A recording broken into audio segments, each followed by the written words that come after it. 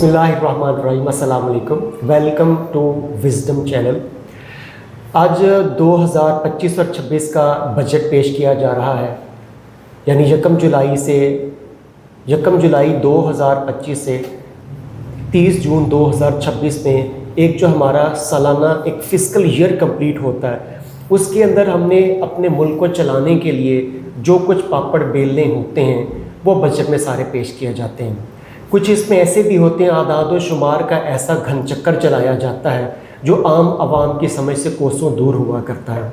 कुछ ऐसी चीज़ें होती हैं जो बहुत से मुहिब्बे वतन पाकिस्तानी नहीं चाहते कि ऐसा हो, जिसमें सबसे बड़ा हमारा यहाँ पर जो सूद, जो कर्ज़े हम दूसरे ममालिक से लेकर चलाते हैं तो उसमें होता है। अगर आदाद व शुमार की बात की जाए तो 17 ट्रिलियन से ज़ायद का हमने ये बजट पेश किया, जिसमें 8 ट्रिलियन से ज़्यादा हमने दूसरे ममालिक से जो कर्ज़ा लिया था उसकी सिर्फ सूद की इकसात पे करने में लग जाएगा। ये इतनी बड़ी रकम है कि जो एक आम छोटे मुल्क को चलाने के लिए काफ़ी हुआ करती है। अब यहाँ पे सवाल आज ये है कि ये जो हमने सूद की किस्त अदा करनी है, ये मुकम्मल सूद नहीं होगा, ये उसकी इकसात होगी। तो उसके ऊपर बात करने के लिए हमारे साथ जनाब इरफान पाशा साहब मौजूद हैं। जनाब पाशा साहब, क्या ये जस्टिफाइएबल है कि इतनी बड़ी रकम हम महज सूद की इकसात अदा करने में लगा दें? जी, सबसे पहले तो आपका बहुत शुक्रिया। और जैसे कि आपने ये फरमाया कि 2025-26 का जो वफाकी बजट है वो इस वक्त पेश किया जा रहा है, ज़ाहिर ये मुजव्वज़ा होता है, इस पर अब फ़ोरम पर बहस होगी, लेकिन इसमें कोई बहुत बड़ा चेंज नहीं आता। जो पेश किया गया होता है यही कमोबेश पास हो जाता है। और इस पर बज़ाहिर हमेशा की तरह हम देखते हैं कि अपोजिशन के लोग बेंच बजा रहे हैं और वो इसको नामंजूर कर रहे हैं, लेकिन अंदर से सब ने मंजूर किया हुआ होता है। मैंने अपनी ज़िंदगी में यानी 47-48 ईयर्स हो गए ज़िंदगी को, और कई बजट अपने सामने देखे हैं। इसी तरह से गवर्नमेंट बजट पेश करती है, अपोजिशन उसके मुखालिफ होती है, लेकिन बजट उसी तरह पास हो जाता है। कभी ऐसा नहीं हुआ किसी अपोजिशन ने बजट को रद्द किया हो और बजट रद्द हो गया हो। तो इसका मतलब ये है कि जो पेश किया जा रहा है बस ये ऐसे ही कह लें कि 19-20 की तब्दीली से ये पास हो जाएगा। अब आते हैं इस बात पर कि जो 17 पॉइंट समथिंग का जो ट्रिलियन का जो बजट है, ये एक बहुत बड़ी अमाउंट है, बहुत बड़ा वॉल्यूम है हमारे बजट का। उसमें से 8.2 ट्रिलियन जो है वो हमने अदा करने हैं बैरूनी इदारों को, जो मालियाती इदारे हैं, IMF, वर्ल्ड बैंक वगैरह। तो वो भी उनके कर्ज़े कम और उनके जो इंटरेस्ट हैं उस पर, जो सूद की अदायगी है उसमें ज़्यादा है। यहाँ पर अगर आप ज़रा इसकी कैलकुलेशन करें, वो कैलकुलेशन ये है कि 17.573 ट्रिलियन जो हमारे बजट का वॉल्यूम है, और उसमें से 8.2 ट्रिलियन हम पे कर रहे हैं बाहर मालियाती इदारों को। तो ये आपके टोटल बजट का 45% से ज़्यादा बनता है। यानी तकरीबन आप कह लें कि आधा बजट जो है वो हम पे कर रहे हैं उसको मालियाती इदारों को। तो हमारे मुल्क में जो रह जाना है वो आधा बजट है। उसमें से आपने डिफेंस को देना है, उसमें से आपने अशराफिया को देना है, उसमें से आपने जो है वो हमारे यहाँ जो एलीट क्लास है, मतलब इसमें कोई कहने में कोई भाग नहीं है मुझे, और सबको पता है कि हमारे यहाँ बजट का जो एक बड़ा हिस्सा है वो बड़ी मछलियाँ खाती हैं। अवाम के हिस्से में वो चंद बूंदें आती हैं जिससे वो सिसक कर ज़िंदगी गुजारते हैं। तो ये किसी भी तरह जस्टिफाइएबल नहीं है कि आप आधा बजट जो है वो बाहर दे दें।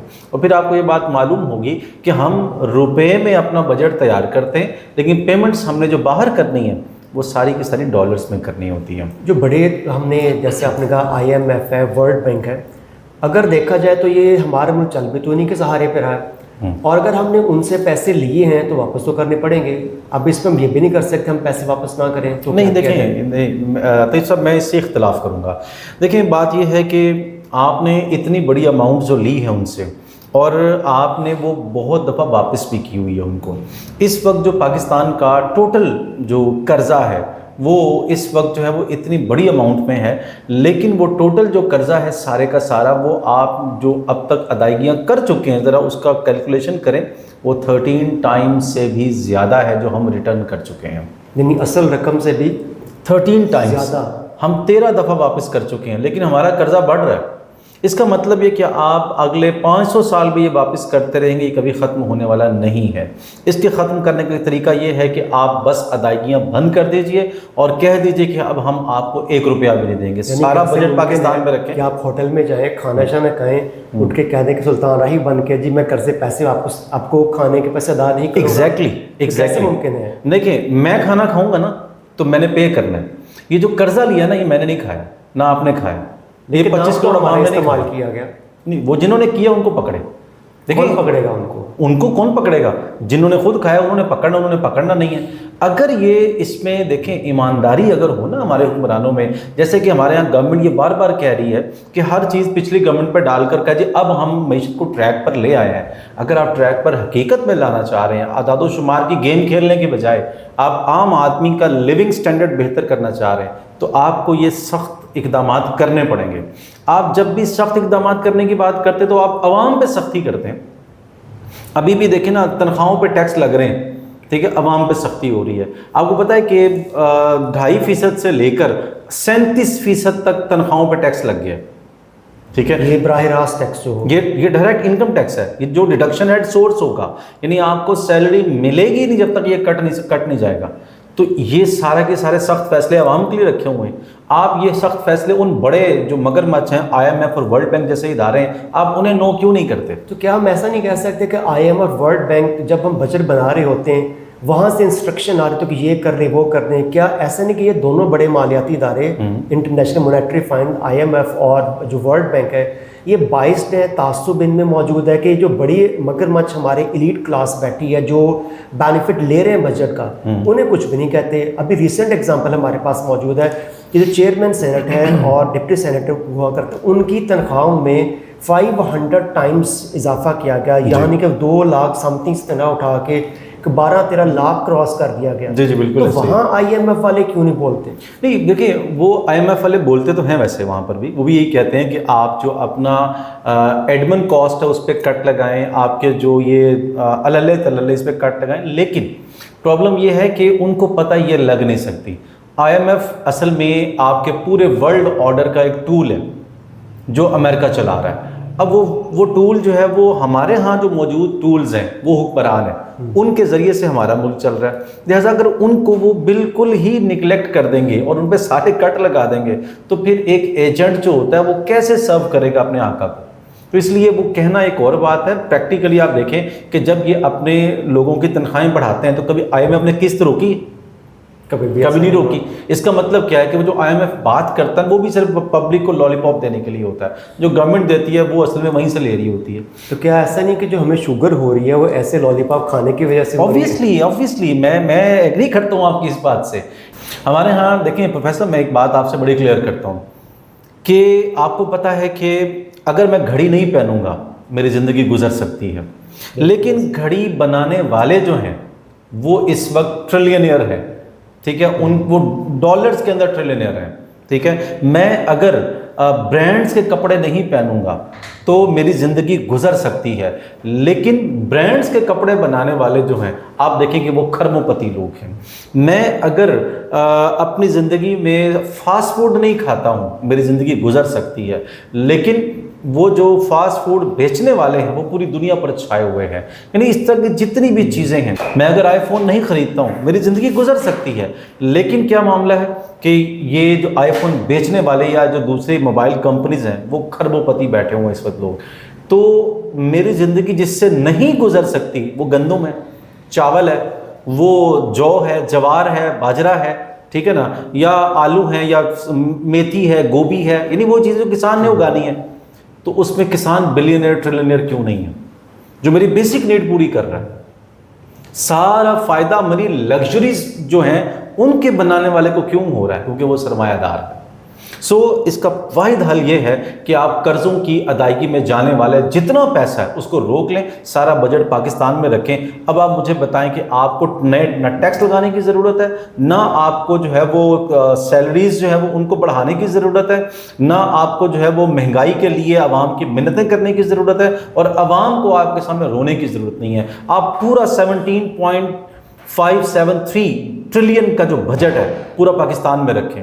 आप डिफेंस बजट में इजाफा करें, ये हमारी भी ख्वाहिश है कि कि हमारी फ़ौज मजबूत हो, आप तालीम के बजट में इजाफा करें, आप लोगों को घर दें। आप सिर्फ नारे ना लगाएं कि आप 1 करोड़ नौकरियां दे रहे हैं, नहीं दे रहे आप 1 करोड़ घर बना रहे हैं, झूठ बोल रहे हैं, आप नहीं बना रहे आप वो घर। तो औरंगजेब साहब ने कह दिया, जो हमारे मिनिस्टर उन्होंने कह दिया कि जो 1 करोड़ नौकरियों को जो हम नारा लगा चुके हैं वो पॉसिबल नहीं और हम ये देने वाले हैं। ऐसे ही लेकिन अब असल बात तो घूम फिर के वहीं पे आ जाती है कि जब हम कर्जा जो ले चुके हैं आज से 30, 40, 50, 60, लियाकत अली खान से शुरू हो जी, गए जी। आज तक का आप ले लें, जो हमने जितना भी हमने कर्जा लिया उसके पर सूद बढ़ते बढ़ते बढ़ते इस वक्त असल रकम से कई गुना ज़्यादा हो चुकी हुई है। जैसा कि साहब ने कहा था कि ये जो अगर हम इन अमेरिका को, इनके बड़े इदारों को इनकार कर दें कि हमने नहीं देना, चलो दौड़ जाओ, तो उस तरह भी मुमकिन नहीं है। एक चीज़ देखिए, नहीं क्यों मुमकिन नहीं है, मैं इसका जवाब हर उस बंदे से पूछता हूँ, क्यों मुमकिन नहीं है? क्या एक्वाडोर ने ये नहीं किया?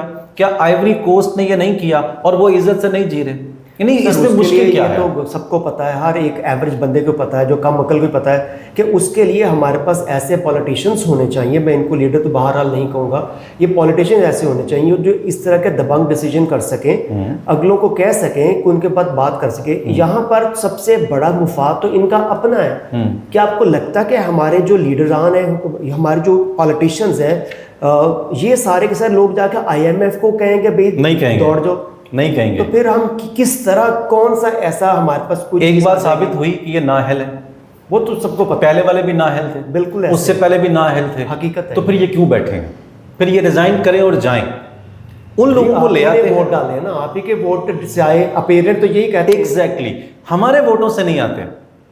पाकिस्तान के अंदर पिछली 60 साल की या 70 साल की तारीख में कोई एक भी गवर्नमेंट अवाम के वोटों से नहीं आती है, ये इस्टेब्लिशमेंट की बनाने से आते हैं, सबको पता है। असगर खान केस का फैसला अदालत का फैसला है और उन्होंने उसमें एडमिट किया और अदालत ने फैसला दिया और उसके मुताबिक आप देख लीजिए, यानी मैं यानी किसी इंटेलिजेंसिया से नहीं पूछ रहा, आप एक आम आदमी से ही पूछ लें, पिछली गवर्नमेंट कैसे बनी, ये वाली गवर्नमेंट कैसे बनी, उससे पिछली कैसे बनी, उससे पिछली कैसे बनी, उससे पिछले, पूरा बैक ट्रैक करते चले जाएं आप। हर गवर्नमेंट या हर मार्शल लॉ किसी ना किसी के कंधों पर बना है, कंधे किसके होते हैं सबको पता है, ठीक है। तो ये बात जो हमें कहा जाता है कि जी आप लेकर आए गवर्नमेंट को, हम नहीं लाए। देखिए, ये आते हैं, यही कर्जे लेते हैं, ये झूठे मुआहदे करते हैं, गंदे मुआहदे करते हैं, हराम मुआहदे करते हैं और उसका बार हम पर डालकर खुद चले जाते हैं।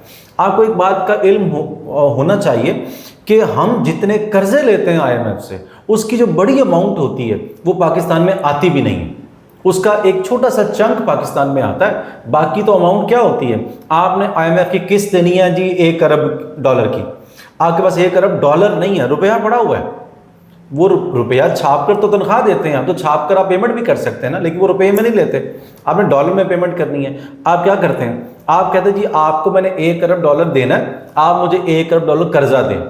वो कहते हैं ठीक है जी, रजिस्टर में लिख लिया, $1 अरब यहाँ अलमारी से निकाल के दूसरी अलमारी में रख दे जी, आ गया आपको। ये है आगे कर्जों की असल हकीकत। यानी आप कह रहे हैं कि हमें हमारे जो पाकिस्तान का मेन अकाउंट है, हमें वो पैसे हैंड ओवर नहीं किए जाते ज़्यादातर, और क्योंकि आते हैं जो आते हैं ना प्रोफेसर, जो आते हैं वो इसी अशराफिया में तकसीम हो जाते हैं।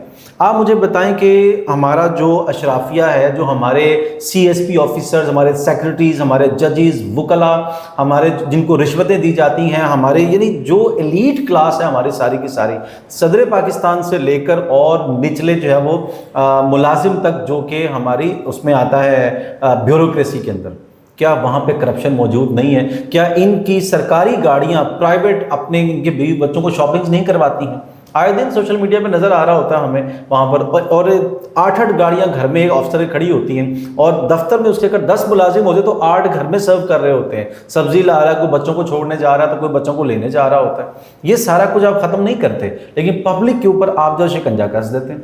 तो वो जो पैसा आता है ना, वो ज़्यादातर डॉक्टर साहब सारा का सारा खर्च हो जाता है, वो हमारे यहाँ हमें नहीं मिलता। इसलिए हम कहते हैं कि हम पे नहीं करेंगे।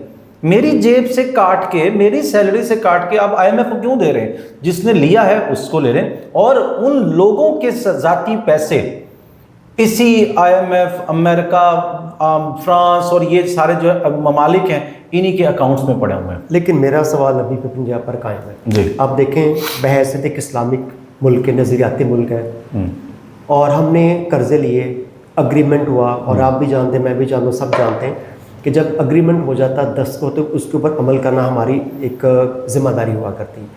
तो अब हम जो इस्लामिक स्टेट होने के नाते बीइंग मुस्लिम हमने जो अग्रीमेंट किए, अब हम उससे किस वजह से कैसे मुकर सकते हैं? हम किस चीज़ को बेस बनाकर सिर्फ इस चीज़ को हम नहीं कह सकते हमने नहीं देने? डॉक्टर साहब, अगर तो मेरे वोट से मुंतखब किए हुए मेरे नुमाइंदे होते, वो एग्रीमेंट करते, तो उनका बार मुझ पर होता। जो इनको लाए हैं ना, अब इनके ज़िम्मेदार एग्रीमेंट्स के वो हैं, नंबर 1। नंबर 2 ये कि अगर जो इस्लाम की बात की है ना, तो वो ये है कि जी इस्लाम में जो एग्रीमेंट्स होते हैं ना, वो अगर हराम नौयत के हों तो एग्रीमेंट करना भी गुनाह है।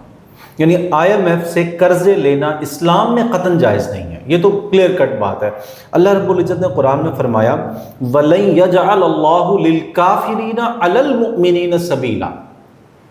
अल्लाह फरमाते हैं कि अल्लाह ताला काफिरों को मोमिनों के ऊपर कोई सबील, कोई इख्तियार, कोई रास्ता नहीं देता है। इसका मतलब ये कि अगर कोई ऐसा काम जिसके करने से कुफार हम पर अथॉरिटी बना ले, वो काम हराम है। इस तरह से भी, लेकिन ये देखें ना, मैं डॉक्टर साहब, मैं एक बात आपको पूरी पिक्चर आपको रिकॉर्ड पर आ जाए ना कि मैं क्या कहना चाह रहा हूँ। एक तो ये बात होगी। दूसरी बात ये कि हमने जब उनसे मुआहदा किया है तो उसमें सूद हमने मुआहदा करके किया कि हम सूद देंगे, इट्सेल्फ ये मुआहदा करना भी हराम है। और सूद जो है, आप जानते हैं कि आका अलैहिस्सलाम ने बड़ा वाज़ेह फरमा दिया कि जिसने जानबूझकर सूद का 1 दरहम दिया या लिया, वो 40 मरतबा ज़िना करने से बदतर है। इससे ज़्यादा सख्त बात सुना देता हूँ आपको कि रसूल अकरम सल्लल्लाहु अलैहि वसल्लम ने फरमाया कि सूद के 70 दर्जे हैं और सबसे हल्का दर्जा ये कि इंसान अपनी माँ के साथ निकाह कर ले, ठीक है ना। अब ये जो चीज़ है, ये हमारे हुक्मरान कर रहे हैं और हमारे हुक्मरान डाल हमारे नाम पर कर रहे हैं। तो अब आप मुझे ये बता दीजिए कि ये दोनों जो अहकामात हैं कि एक ये कि उनकी अथॉरिटी ना बने और एक ये कि सूद, ये मुआहदा करना हराम था। दूसरा ये कि जब मुआहदा कर लिया तो अब इसको पूरा करना भी हराम है। मैं इसकी एक मिसाल देता हूँ आपको। अगर एक शख्स जो है वो एक तवाइफ के साथ मुआहदा करता है कि मैं रात तुम्हारे पास आऊँगा, मुआहदा हो गया, डन हो गया, शायद वो पेशगी दे भी दिया उसने कुछ उसको। अब आप जैसा कोई नेक बंदा जाके अपने दोस्त को शर्म दिलाता है कि यार तुझे गैरत आनी चाहिए, तू एक हराम काम के लिए मुआहदा करके और शाम को उसके पास जाएगा, उसको शर्म आ गई, लेकिन वो बाप से ये दलील रखे कि चूंकि मुआहदा कर लिया है और मुआहदा तो इस्लाम में पूरा करना ज़रूरी, तो आज तो मैं ज़रूर जाऊँगा लेकिन आइंदा मैं नहीं करूँगा। लेकिन डॉक्टर साहब, ये बड़ी कॉमन बात है हमारे यहाँ ना, ये चीज़ इसको यूँ लिया नहीं जाता कि मुआहदा इस्लाम का एक कॉन्ट्रैक्ट है। ऐसा गलत और हराम कॉन्ट्रैक्ट करना भी हराम था, अब कर लिया है तो इसको तोड़ना जो फ़र्ज़ है, इसको पूरा करना हराम है। लेकिन अगर ये भी देखें, हमने जो IMF वर्ल्ड बैंक को एक तरफ रखते हैं, हमने सऊदी अरब से भी कर्जा लिया हुआ है, हम उसकी भी सूद की किस्तें पे तो गलत कर रहे हैं ना। सऊदी अरब कौन सा इस्लामी मुल्क है? मुसलमानों का मुल्क है ना। दुनिया में जितने 57 मुल्क हैं, 58 मुल्क हैं, मुसलमानों के मुल्क हैं। इस्लामी मुल्क का तो 3 शर्तें हैं जो पूरी हों तो वो इस्लामी मुल्क होता है। तो सऊदिया जो हमें मतलब सऊदिया का नाम लेके हमारे यहाँ अक्सर लोग जो है वो हमारे ब्लैकमेल भी करते हैं। तो बात यह कि वहाँ पर अल्लाह ने हरमैन बनाए हैं, इसका ये मतलब नहीं कि वहाँ बसने वाले सारे लोग जो हैं वो फरिश्ते हैं और नेक सीरत लोग होंगे, गुनहगार हो सकते हैं। तो फिर जो दुनिया की इज़्ज़तदार अक़वाम हैं, उनमें इज़्ज़तदार कौम का स्टेटस हासिल करने के लिए जब तक हम कर्ज़ अदा नहीं करेंगे, उस वक्त तक हमारे यहाँ पर जो फॉरेन इन्वेस्टमेंट है वो यहाँ पे नहीं आएगी, लोग यहाँ पे सरमायाकारी नहीं करेंगे। मैं वो क्वेश्चन समझ रहा हूँ। अच्छा, तो फिर हमें क्या कर, मेरा ख्याल है कि हमें देखें, बड़ी सीधी सी बात है फैसल, दुनिया में इज़्ज़त कमाना हमारा मकसद नहीं है। पहली बात तो ये, हमारा मकसद है कि ऐसी इस्लामी रियासत कायम करें कि जिससे यहाँ के बसने वाले ऐसी ज़िंदगी गुजार लें कि जो जब फौत हों तो अल्लाह के यहाँ मकबूल हों। ये है बुनियादी मकसद। अब दुनिया में इज़्ज़त कमाने के लिए हम अगर हराम काम करना शुरू कर दें, अल्लाह को नाराज़ करना शुरू कर दें, तो ये तो मोमिन के लिए खसारा ही खसारा है, नंबर 1। नंबर 2 ये, दुनिया में आज इज़्ज़तदार मुल्क कौन है? अमेरिका। तो अमेरिका दुनिया के आलमी मुआहदे कितने पूरे करता है? आप मुझे बता दीजिए। उसने जितनी भी जंगें की हैं अब तक, उसमें सारे मुआहदे तोड़े हैं उसने अब तक। उसने इराक़ में मुआहदे तोड़े, अफ़गान जंग में मुआहदे तोड़े, उसने जो है वो ये जो इराक़ और कुवैत की जंग हुई थी उसमें उसने ये मुआहदे ख़राब किए। अमेरिका ने दुनिया के सबसे ज़्यादा मुआहदे तोड़े हैं। इज़्ज़तदार है कि नहीं है? इसका मतलब इज्जत मुआहदे पूरे करने से नहीं दुनिया में मिलती, दुनिया में ताकत हासिल करने से इज्जत मिलती है। आप पैसा अपने पास रखें, ताकत अपने पास रखें, आप फ्लरिश करें, आप देखें कैसे आपको इज्जत मिलती है। सीधी सी बात है कि दुनिया इस वक्त जो सरमायादारा निज़ाम चल रहा है ना प्रोफेसर, वो है दौलत की बुनियाद पर। और ये ऐसे ही जैसे मोहल्ले का चौधरी है, वो जितना वो चाहे डाके मारे, ख़वातीन को तंग करे, कुछ भी करे, तो वो इज़्ज़तदार होगा क्योंकि वो चौधरी है, ताकत उसके मुजारे हैं, उसके नीचे काम करते हैं। हाँ, जिस दिन उसकी दौलत छिन जाएगी, वो चाहे हज भी कर ले, नमाजें भी पढ़ ले, सारा कुछ कर ले, लोग उसको साईं समझ के जूते ही मारेंगे। लेकिन एक चीज़ ये भी है, हमने चले हम IMF वर्ल्ड बैंक से छोटे लेवल पे आ जाते हैं, हमारी हुकूमत का लेवल। कुछ अर्सा पहले एक बिल पेश किया गया जिसमें सूद को हराम देने पर पार्लियामेंट में बाकायदा बात हुई। उसमें हमारे एक बहुत बड़े कह लें कि इस्लामिक लीडर ने ही ये कहा जी कि 2028 से शायद कहा गया था कि हम सूद के ऊपर लेन सारा बंद कर देंगे जी। इट मीन्स कि क्या उससे पहले सूद जायज़ है? हमारे जो मुकामी बैंक्स की बात कर रहे हैं, हुकूमत की बात कर रहे हैं, इसकी फिर समझ नहीं आती है। देखिए, हम अपने लेवल की बात कर लेते हैं। हमारे यहाँ लोग बहुत जज्बाती हैं। पहली बात, ये पॉइंट बिल्कुल वैलिड है कि उससे पहले भी हराम ही है, लेकिन आपको किसने इख्तियार दिया कि 28 तक आप खाने दें लोगों को? नंबर 1। नंबर 2 ये कि ये अगर ये मतलब मैं आज आपसे बात कर रहा हूँ 2028 में, आप मेरा गिरेबान पकड़ लीजिएगा, हराम नहीं होगा पाकिस्तान में सूद। अगर यही निज़ाम रहा डेमोक्रेटिक, ये नहीं होगा, ऐसे ही चलेगा। अलबत्ता 28 में ये अगर कुछ इकदाम कर भी देते हैं ना, तो वो क्या करेंगे? इस्लामी बैंकिंग ले आएंगे। इस्लामी बैंकिंग क्या है कि जनाब वो सूद के नाम बदल कर आपने जो है वो काम करने हैं। और पाकिस्तान में मसला सिर्फ सूद नहीं है, बैंकिंग के हवाले से सिर्फ सूद नहीं है, बहुत सारे प्रॉब्लम्स हैं, कंपनी स्ट्रक्चर्स के प्रॉब्लम है, अदायगियों के प्रॉब्लम्स हैं, और इस्लामी बैंकिंग के बड़े रिजर्व्स उनके जो स्टेट बैंक में पड़े हैं उसके ऊपर इंटरेस्ट मिलता है इस्लामी बैंक्स को, वो प्रॉब्लम्स हैं। वो एक अलग हम पूरी पॉडकास्ट कर सकते हैं उसके ऊपर। अभी अब जो फिलहाल डिस्कस कर रहे हैं डॉक्टर साहब, वो सिर्फ इतना है कि हमारे यहाँ जो 2028 में ये सूद बंद करने की बात कर रहे हैं, अगर ये मैं एक हाइपोथेटिकल सिचुएशन बनाता हूँ कि पाकिस्तान में सूद ख़त्म हो गया, IMF को फिर भी पे करेंगे ये, यानी जो हमने कर्जे लिए उनके ऊपर सूद आया, वो हल अदा किए बगैर हमारी जान छूटने वाली नहीं। हमारी जान छूट सकती है, लेकिन कर्जे अदा आप करते चले जाएं, ये कभी ख़त्म नहीं होंगे। मैं आपको एक पर्सनल बात बता रहा हूँ, अल्लाह ताला यानी इस बात को जानते हैं बेहतर। सेनेटर थे हमारे मुशाहिदुल्लाह जी, ठीक है, नून लीग के, फौत हो चुके हैं। मेरी उनसे एक दफ़ा मुलाकात हुई थी एक दोस्त के ज़रिए से, और ये इस्लामाबाद पार्लियामेंट लॉजेस में हमारी मुलाकात हुई। और उस वक्त मैं टेलीविज़न रेडियो में चूँकि काम करता था, उनसे मैंने बात की। उस वक्त पाकिस्तान का जो कर्ज़ था वो तकरीबन 60-70 बिलियन डॉलर के करीब था, आई थिंक। अब तो ये माशाल्लाह बहुत बड़ा हो गया हमारा कर्ज़, जब वो मैच्योर हो गया तो उस वक्त जो बालिग हो गया। मतलब उनसे मैंने ये कहा कि पाकिस्तान में जो न्यूयॉर्क जो स्टॉक एक्सचेंज है, उसमें पाकिस्तानियों का जो इन्वेस्टमेंट है वो 250 बिलियन डॉलर्स है, सर्कुलेशन में वहाँ पर मौजूद है। आप पाकिस्तानियों को एतमाद में लें, उसमें से 60 बिलियन डॉलर आप निकालें, विड्रॉ करवाएं, और आप यकमुश्त सारा कर्जा अदा कर दें।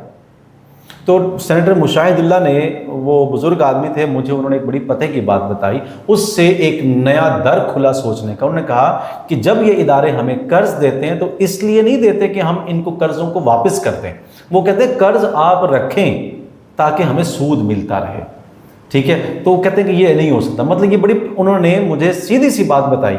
वो सारी उम्र उन्हीं वो अपनी पार्टी के साथ रहे, मुखलिस रहे, सारा कुछ वो करते रहे जो वो करते हैं, वो सब गलत काम, लेकिन बात उन्होंने ये बिल्कुल ठीक कही थी। देखिए, आप जो कर्जे देते हैं ना, वो कमज़ोर मुल्क देते हैं ना कर्जे, सारे जो अदायगियाँ करते हैं, उससे IMF चल रहा है, वर्ल्ड बैंक चल रहा है। गोया हम गरीब मुल्कों के लोग इन इदारों को पाल रहे हैं। चले फ्रेंड पर हम एक इसको कंक्लूड करते हैं। आपके पास यकीन इसको हल तो होगा, तो हल क्या आपके नज़दीक? हल सिंपल, सब सिर्फ एक हल है कि आप बैरूनी कर्ज़ों की अदायगियाँ फ़िलहाल फौरी तौर पर बंद कर दें। अगर आप करना चाहें तो कर सकते हैं, और दुनिया में कुछ मुल्कों ने करके ये साबित भी किया है और इज़्ज़तदार तरीके से वो जी रहे हैं। बंद कर दें, सारे वसाइल मुल्क में रखें। अगर आप पे पाबंदियाँ लगती हैं, जो कि होगा नहीं, देखिए फ़र्ज़ करो, क्योंकि IMF के पास कोई फोर्स नहीं है, कोई फौज नहीं है वो आप पे हमला कर देगा, ठीक है ना। आप पे पाबंदियाँ लगेंगी ना, ट्रेड की पाबंदियाँ लग सकती हैं। आपके मुल्क के अंदर ज़राअत के हवाले से, इंडस्ट्री के हवाले से, खाम माल के हवाले से इतना माल मौजूद है कि आप अगले 500 साल अपने पैरों पर जी सकते हैं। और यकीन करें कि अगर एक हुक्मरान आकर सब ये कह देना कि जनाब मैं आपके कर्ज़ों की अदायगी बंद कर रहा हूँ, आइंदा से कोई हम किस्त अदा नहीं करेंगे, मैं आपकी भलाई के लिए काम कर रहा हूँ, हम सारे मिलकर उसके कदमों के नीचे अपनी आंखें बिछाएंगे, हम घास खाकर जीना गुजारा कर लेंगे, लेकिन हम कहेंगे ठीक है ये आप सही कह रहे हैं। ये हम इस तरह की कौम है।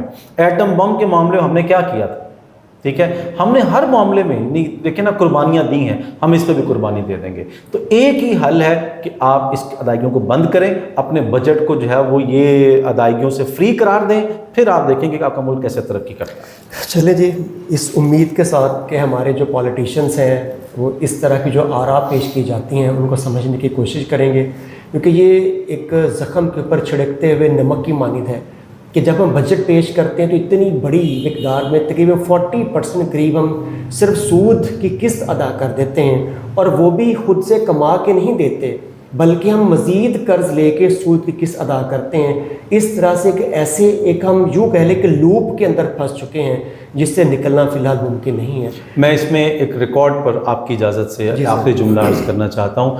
जो मैंने सलूशन आपको पेश किया है ये इस्लामिक सलूशन है, इसके अलावा कोई और सलूशन ऑपोजिशन, गवर्नमेंट, अशराफिया, इंटेलिजेंसिया किसी के पास है और वायबल हो, मेरा चैलेंज है मेरे सामने लेकर आएँ कि आप इस तरह से कर्ज़ों से निकल सकते हैं इस सलूशन के अलावा।